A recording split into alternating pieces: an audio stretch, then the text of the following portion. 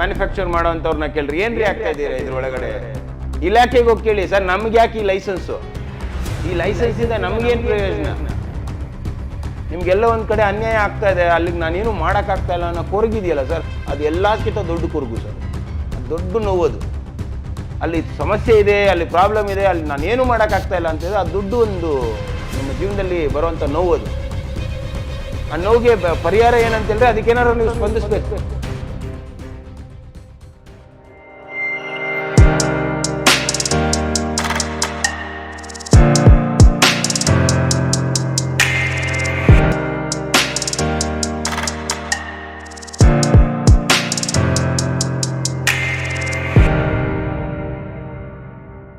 ಏನು ಪ್ರಶ್ನೆ ಮಾಡ್ಬೋದು, ಯಾರು ಪ್ರಶ್ನೆ ಮಾಡ್ಬೋದು, ಏನಕ್ಕೆ ಪ್ರಶ್ನೆ ಮಾಡ್ಬೋದು ಅನ್ನೋಂಥದ್ದನ್ನ ಹೇಳ್ಕೊಡೋದೇ ಒಂದು ಒನ್ ವಾಯ್ಸ್ ಫೌಂಡೇಶನ್ನ ಮೇನ್ ಉದ್ದೇಶ. ಫಸ್ಟು ಪ್ರಶ್ನೆ ಮಾಡೋದನ್ನ ಕಲೀರಿ. ಬಟ್ ಇಲ್ಲೇನಾಗ್ತಾ ಇದೆ, ಮಾಡೋ ಕೆಲಸಕ್ಕೆ ಕಲ್ಲು ಹಾಕೋ ಕೆಲಸಗಳು ಬೇಡ, ಅಂಥವ್ರಿಂದ ನಾವು ದೂರನೇ ಇರೋಣ.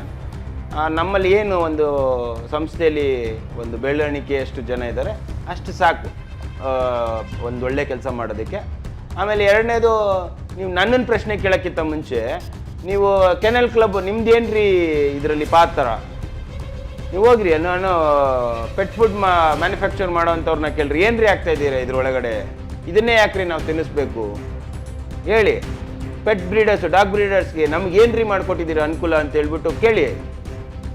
ಇಲಾಖೆಗೆ ಹೋಗಿ ಕೇಳಿ ಸರ್ ನಮ್ಗೆ ಯಾಕೆ ಈ ಲೈಸೆನ್ಸು, ಈ ಲೈಸೆನ್ಸಿಂದ ನಮಗೇನು ಪ್ರಯೋಜನ ಅನ್ನೋ ಪ್ರಶ್ನೆ ನೀವು ಹೇಳ್ಬೇಕೇ ಹೊರತು ಇಲ್ಲಿ ಯಾರೋ ಒಬ್ಬ ಇಲ್ಲ ಯಾವುದೋ ಒಂದು ಗುಂಪು ಏನೋ ಒಂದು ಒಳ್ಳೆ ಕೆಲಸ ಮಾಡ್ತಾ ಇದ್ದಾರೆ ಅಂತ ಹೇಳಿದಾಗ ಅದೇನಿದು ಇದೇನದು, ಅದು ಯಾಕೆ ಮಾಡ್ತೀರಾ, ಇದು ಯಾಕೆ ಮಾಡ್ತೀರಾ, ನೀವೆಂತಕ್ಕೆ ಮಾಡ್ತೀರಾ, ನಿಮಗೆ ಕಾಸೆಲ್ಲಿಂದ ಬರ್ತದೆ, ಇದರಿಂದ ನಿಮಗೇನು ಲಾಭ, ಇನ್ನೊಂದು ಮತ್ತೊಂದು ಅಂತ ಹೇಳಿದ್ರೆ ಸರ್ ಇದಕ್ಕೆಲ್ಲದಕ್ಕಿಂತ ಮೀರಿ ಒಂದು ಒಲವು ಅಂತ ಇರ್ತದೆ, ಒಂದು ಪ್ಯಾಷನ್ ಅಂತ ಇರ್ತದೆ, ಒಂದು ಸೆಲ್ಫ್ ಸ್ಯಾಟಿಸ್ಫಿಕೇಷನ್ ಅಂತ ಇರ್ತದೆ. ನಿಮಗೆಲ್ಲ ಒಂದು ಕಡೆ ಅನ್ಯಾಯ ಆಗ್ತಾ ಇದೆ ಅಲ್ಲಿಗೆ ನಾನೇನು ಮಾಡೋಕ್ಕಾಗ್ತಾ ಇಲ್ಲ ಅನ್ನೋ ಕೊರಗಿದೆಯಲ್ಲ ಸರ್ ಅದು ಎಲ್ಲದಕ್ಕಿಂತ ದೊಡ್ಡ ಕೊರಗು ಸರ್, ದೊಡ್ಡ ನೋವದು. ಅಲ್ಲಿ ಸಮಸ್ಯೆ ಇದೆ ಅಲ್ಲಿ ಪ್ರಾಬ್ಲಮ್ ಇದೆ ಅಲ್ಲಿ ನಾನೇನು ಮಾಡೋಕ್ಕಾಗ್ತಾ ಇಲ್ಲ ಅಂತಿದ್ರೆ ಅದು ದೊಡ್ಡ ಒಂದು ನಮ್ಮ ಜೀವನದಲ್ಲಿ ಬರುವಂಥ ನೋವದು.